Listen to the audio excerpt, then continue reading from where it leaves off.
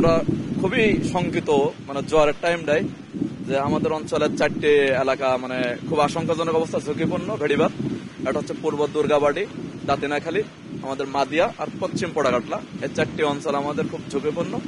যদি পানি বাড়ে সেক্ষেত্রে আমাদের এলাকা প্লাবিত হবে, আমরা এই আশঙ্কা রয়েছি এবং আমরা এলাকার লোকজনের উৎসাহিত করছি যাতে সাইক্লোন ছাড়া আসার জন্য। আমরা সবসময় গাউরার মানুষ সবসময় ঝুঁকিপূর্ণ থাকি। এই যে ঝড় আসতেছে, কোথায় যাব গাউরায় বেশিরভাগ টেকসই বেড়িবাঁধ হয় না। এখন যে মেকাপড়ের কাজ চলতেছে, এখন বলা আসছে না যে কখন ঝড় এসে যে আমাদের গাউরার প্লাবিত হবে। এখন খুবই আতঙ্কের মধ্যে আছি আমরা। যখন পানি ঢুকে যায় তখন তাদের আর এই একমাত্র ছোট্ট একটা সাইক্লোন সেন্টারে আমরা এখানে এসে উদ্ধার হই।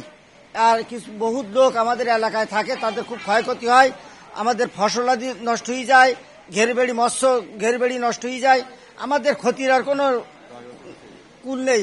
কি করবো, এখন তো ঝড়ের ভীতি বেশি হচ্ছে, রাত হলে সমস্যা হবে। এখন কোথায় যাব, কি করব, যত রাত হচ্ছে তত বেশি হচ্ছে। জাগানি ভইনি সব ডুবে, পানি পুরি সব বোঝাই, ঘর বাড়ি সব ডুবে যায়।